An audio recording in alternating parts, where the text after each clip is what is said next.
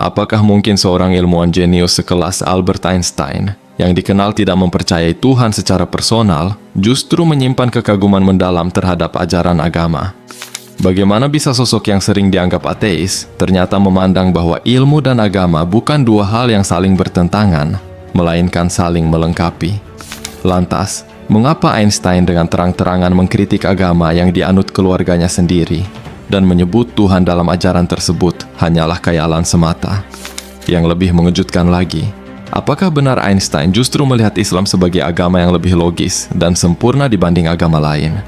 Apakah mungkin surat rahasia yang ia tulis kepada seorang ulama besar Islam menjadi bukti ketertarikan Einstein terhadap Al-Quran dan hadis Nabi Muhammad SAW?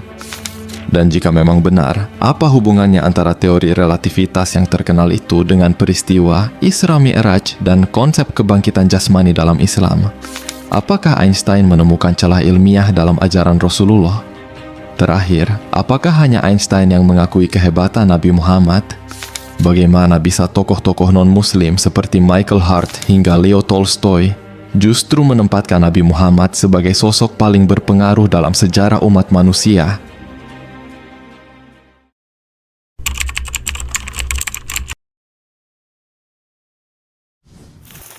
Aku adalah manusia yang tidak beriman, tapi sangat religius. Itulah kalimat paradoks yang pernah diucapkan oleh Albert Einstein, sosok ilmuwan paling brilian di abad ke-20. Kalimat itu begitu membingungkan. Bagaimana mungkin seseorang yang mengaku tidak percaya pada Tuhan justru menyebut dirinya religius? Sejak kecil, Einstein tumbuh dalam keluarga Yahudi yang cukup taat. Ia mengenal tradisi keagamaan sejak usia dini, bahkan sempat belajar kitab Taurat dan menjalani ajaran-ajaran Yahudi dengan serius. Namun, seiring pertumbuhan intelektualnya, Einstein mulai mempertanyakan banyak hal tentang Tuhan, tentang surga dan neraka, bahkan tentang doa. Ketika usianya menginjak belasan tahun, keyakinan Einstein mulai goyah. Ia melihat kontradiksi antara ajaran agama yang dogmatis dengan logika ilmiah yang ia pelajari. Baginya, agama yang menyuruh manusia untuk takut pada hukuman Tuhan tidak membawa kedamaian, melainkan ketakutan. Ia pun mulai menjauh dari konsep Tuhan personal, yakni Tuhan yang mengatur manusia secara emosional, murka, dan suka menghukum. Einstein menyebut konsep Tuhan seperti itu sebagai ciptaan imajinasi manusia yang dibuat karena ketakutan dan kelemahan dalam menghadapi misteri kehidupan. Dalam salah satu suratnya kepada filsuf Eric Goodkin, Einstein menulis secara gamblang, "The word God is for me nothing more than the expression and product of human weaknesses. The Bible a collection of honorable but still primitive legends." Artinya, kata Tuhan bagi saya tidak lebih dari ekspresi dan produk kelemahan manusia. Alkitab hanyalah kumpulan legenda yang terhormat, namun tetap primitif. Pernyataan ini menggemparkan dunia akademik dan keagamaan. Banyak yang langsung menuduh Einstein sebagai ateis. Tapi benarkah demikian? Einstein sendiri pernah menegaskan bahwa dirinya bukan ateis. Ia lebih memilih menyebut dirinya sebagai agnostik spiritual. Seseorang yang tidak mempercayai Tuhan dalam bentuk tradisional, tapi percaya bahwa semesta ini punya tatanan luar biasa yang tidak mungkin terjadi secara kebetulan. Dalam sebuah kutipan yang sangat terkenal, Einstein berkata, "Ilmu tanpa agama adalah buta. Agama tanpa ilmu adalah lumpuh." Baginya, agama bukan sekadar ritual, melainkan perasaan kagum yang mendalam terhadap keindahan dan keteraturan alam semesta. Ia memuja keharmonisan hukum-hukum alam yang menurutnya tidak bisa dijelaskan hanya dengan logika manusia biasa. Dalam pandangan Einstein, inilah bentuk tertinggi dari spiritualitas, kekaguman terhadap misteri semesta yang tak terhingga. Ia menyebutnya sebagai cosmic religion, agama kosmik, di mana Tuhan tidak berwujud seperti manusia, tidak duduk di takhta langit, tapi hadir dalam setiap harmoni alam, setiap hukum fisika, setiap partikel yang bergerak mengikuti hukum yang sempurna. Einstein bukan penentang agama, tapi penentang pemahaman sempit tentang agama. Ia tidak percaya pada Tuhan yang dibentuk oleh ketakutan manusia, namun ia meyakini bahwa alam semesta ini bukan terjadi begitu saja. Kekaguman mendalam terhadap keteraturan semesta menjadi imannya yang unik. sebuah spiritualitas tanpa dogma, sebuah keyakinan tanpa ritual. Dan dari sinilah petualangan pemikiran Einstein terhadap agama-agama lain, termasuk Islam, mulai mengemuka.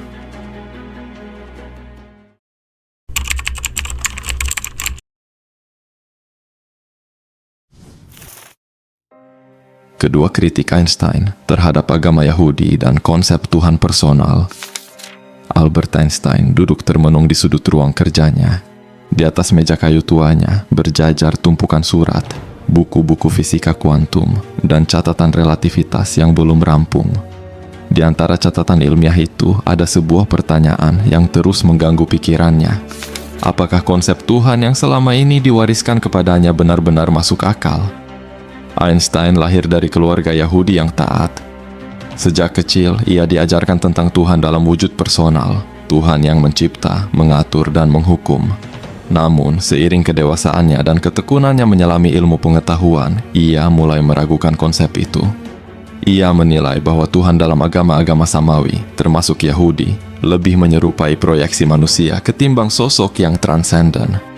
Dalam salah satu kutipannya yang paling kontroversial, Einstein berkata, "Bagi saya, agama Yahudi, seperti semua agama lain, adalah inkarnasi dari tahayul masa kecil umat manusia."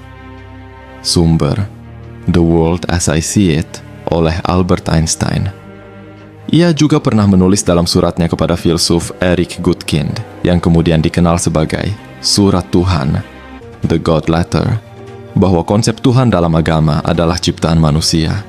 Dalam surat itu, ia menyebut, "Kata Tuhan bagi saya tidak lebih dari ekspresi dan produk kelemahan manusia." Sumber: Christie's Auction, The God Letter, 1954. Einstein bukanlah ateis.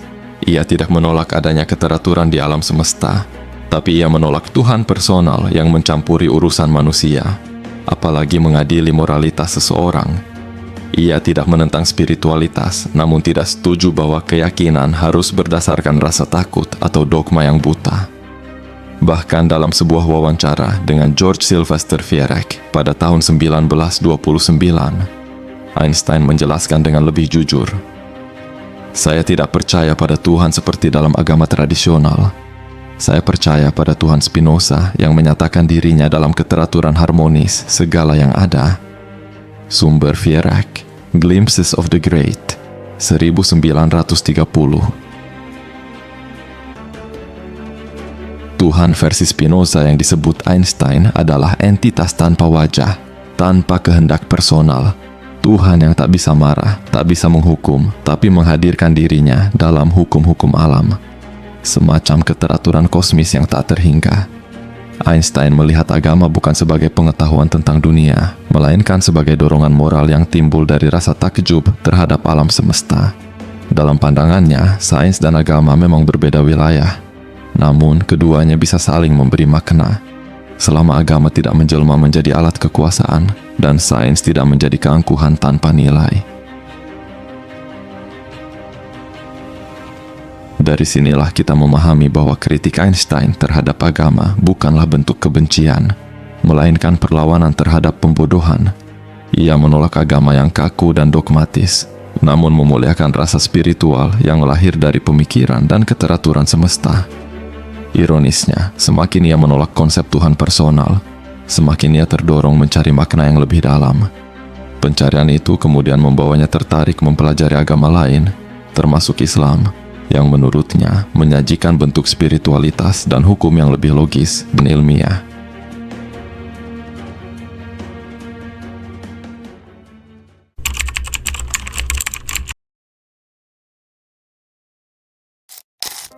Di antara tumpukan dokumen tua yang tersimpan rapi dalam sebuah kotak besi di London, konon tersimpan sebuah surat yang tak pernah dipublikasikan secara resmi. Bukan karena isinya biasa saja, melainkan karena isi surat itu terlalu mengejutkan dunia sains dan teologi.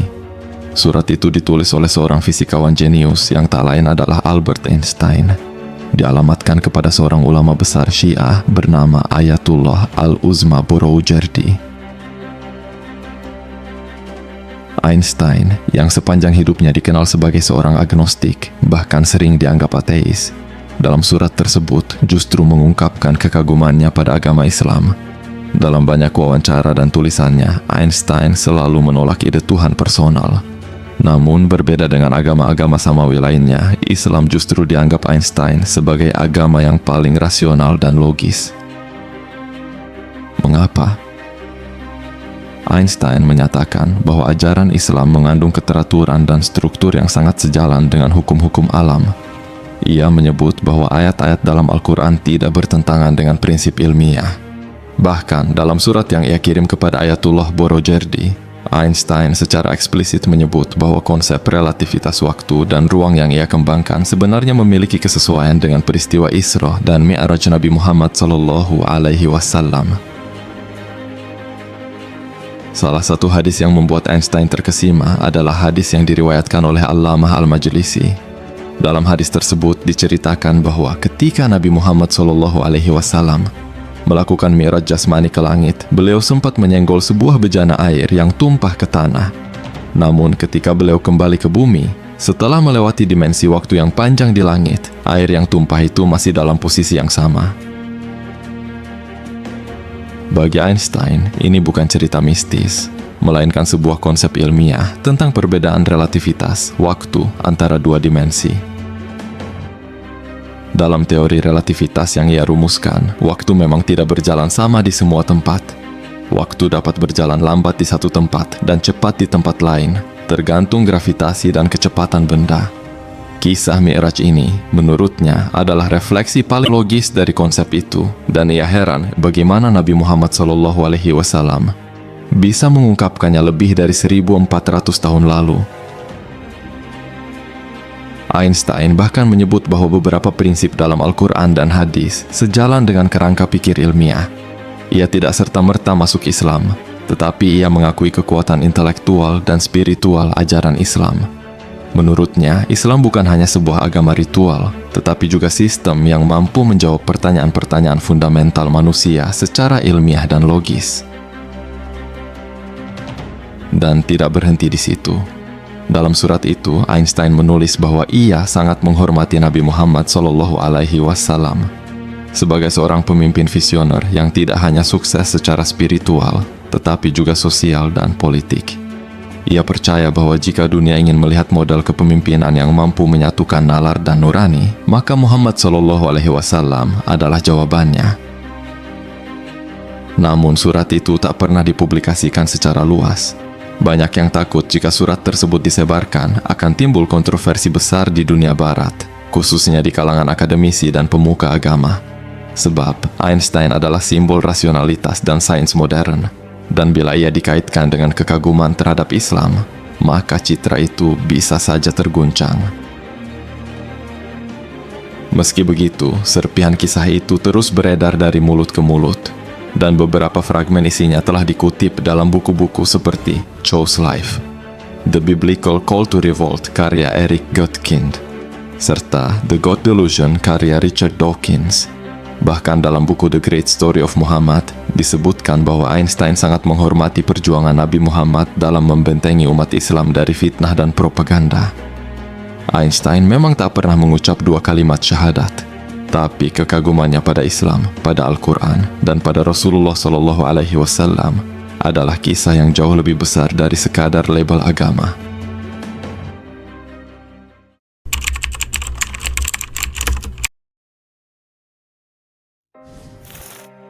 Albert Einstein, ilmuwan yang terkenal dengan teori relativitasnya, dikenal sangat hati-hati dalam berbicara tentang agama. Ia bukan tipe yang mudah percaya pada dogma, apalagi mitos-mitos religius yang sulit dibuktikan secara ilmiah. Namun, ada satu hal yang jarang diketahui orang, sebuah sisi yang lebih dalam dari Einstein yang justru menemukan inspirasi dari salah satu peristiwa paling luar biasa dalam sejarah Islam, Isra dan Mi'raj Nabi Muhammad SAW. Einstein pernah mengatakan, "Saya tidak percaya pada Tuhan personal, tetapi saya adalah seorang yang sangat religius dalam arti kekaguman saya terhadap struktur alam semesta." Ia menolak Tuhan dalam bentuk tradisional, namun begitu terpesona dengan keteraturan dan misteri kosmos. Inilah yang kemudian membawa perhatiannya pada narasi Mi'raj, sebuah perjalanan Nabi Muhammad ke langit dalam waktu yang sangat singkat, namun penuh makna. Dalam sebuah hadis yang diriwayatkan oleh Allamah Al-Majlisi, dikisahkan bahwa saat Nabi Muhammad melakukan perjalanan Mi'raj, bejana berisi air yang tersenggol kakinya tumpah ke tanah. Ketika beliau kembali ke bumi, air tersebut belum selesai jatuh sepenuhnya.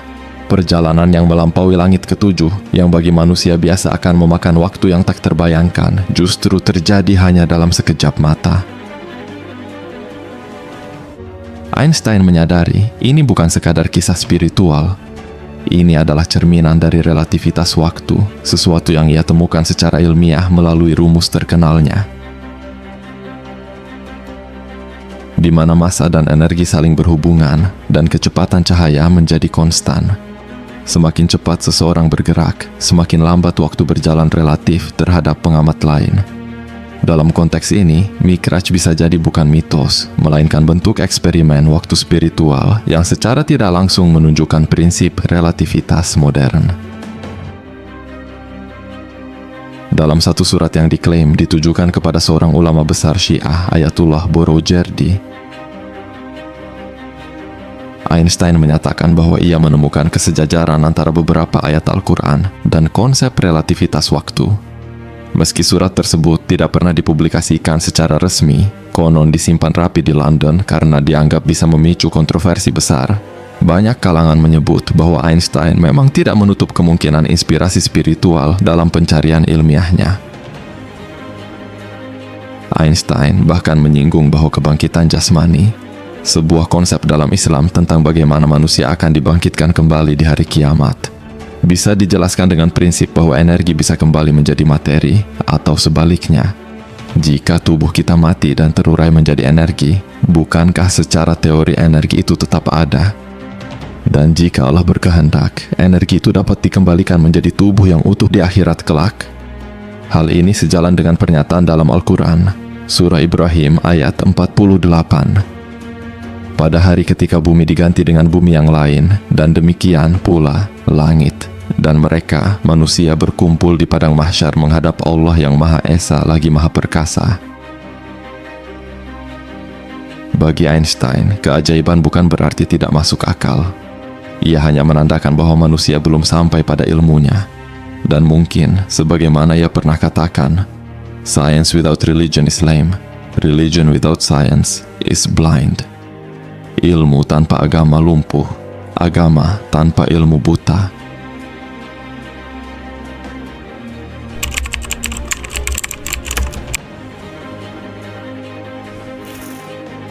Lima, pengakuan tokoh dunia lainnya terhadap Nabi Muhammad. Di sebuah ruangan sunyi, seorang pria paruh baya menatap halaman terakhir dari bukunya. Ia adalah Michael H. Hart, penulis, sejarawan, sekaligus astrofisikawan berkebangsaan Amerika.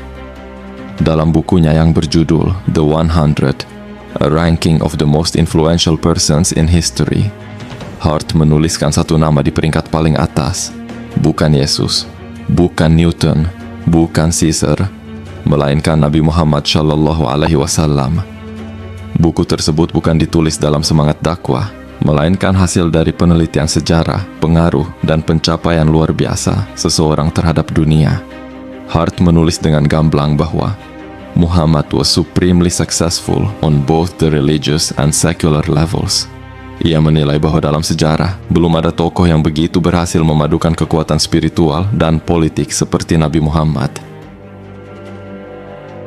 Keputusan Hart tentu mengundang pro dan kontra. Sebagian pembaca non-muslim mempertanyakan objektivitasnya. Namun Hart punya jawabannya. My choice of Muhammad to lead the list of the world's most influential persons may surprise some readers and may be questioned by others. But he was the only man in history who was supremely successful on both the religious and secular levels. Namun bukan hanya Hart yang mengakui kebesaran Rasulullah. Dari belahan Eropa Timur, seorang filsuf dan sastrawan besar Leo Tolstoy juga menunjukkan kekagumannya. Penulis War and Peace ini dalam surat-surat dan karya-karyanya menyebut Nabi Muhammad sebagai pembawa kebenaran yang murni. Tolstoy melihat ajaran Islam sebagai jalan hidup yang bersih dari kepalsuan, penuh kedamaian, dan memberi pencerahan kepada umat manusia. Dalam salah satu catatannya, Tolstoy menulis bahwa Nabi Muhammad adalah a great reformer who did a tremendous service to mankind. Bahkan setelah membaca Al-Quran dan beberapa hadis, ia menyimpulkan bahwa Islam memiliki kedalaman spiritual yang tidak banyak diketahui oleh dunia barat. Tolstoy menolak banyak dogma dalam gereja saat itu dan justru menemukan cahaya spiritual melalui ajaran Rasulullah. Cerita-cerita ini menunjukkan bahwa kekaguman pada Nabi Muhammad tidak terbatas pada umat Islam. Ia tidak hanya diakui sebagai tokoh agama, tetapi juga sebagai pemimpin visioner, negarawan ulung, dan reformis sosial yang melampaui zamannya. Dalam berbagai sumber sejarah, seperti yang ditulis Karen Armstrong dalam Muhammad, A Prophet for Our Time, Nabi Muhammad digambarkan sebagai sosok yang mampu mempersatukan bangsa yang tercerai-berai, mengangkat martabat kaum tertindas, dan membangun masyarakat berperadaban hanya dalam waktu singkat. Sebuah pencapaian luar biasa yang tak tertandingi hingga kini. Maka tidak heran jika tokoh-tokoh seperti Hart, Tolstoy, dan bahkan Einstein, sekalipun tak memeluk Islam secara resmi, tetap menyimpan kekaguman yang mendalam terhadap sosok Rasulullah. Mereka menilai Muhammad bukan sekadar figur spiritual, tapi simbol kekuatan perubahan dunia. Karena pada akhirnya, kebenaran yang hakiki tak memerlukan pengakuan mayoritas. Ia bersinar lewat jejak sejarah dan pengaruhnya yang tak terbantahkan. Di balik kejeniusannya yang mendunia, Albert Einstein ternyata menyimpan ketertarikan mendalam pada ajaran Islam. Sebuah fakta yang jarang diketahui dan mungkin tak pernah Anda bayangkan sebelumnya. Dari pandangan kritis terhadap agama hingga kekaguman terhadap Nabi Muhammad SAW, semua menunjukkan bahwa pencarian kebenaran sejati tak selalu berakhir pada sains semata, tapi bisa bermuara pada cahaya keimanan. Jika narasi ini membuka wawasan dan memberi Anda sudut pandang baru yang selama ini tersembunyi, jangan lupa untuk like, share, dan tulis pendapat Anda di kolom komentar. Apakah Anda percaya bahwa sains dan agama bisa berjalan berdampingan? Klik tombol subscribe dan aktifkan loncengnya, karena masih banyak kisah inspiratif dan mengejutkan yang akan membuka mata dan hati kita. Terima kasih telah menyimak hingga akhir. Karena hanya mereka yang bertahan sampai akhir yang akan mendapatkan pemahaman paling dalam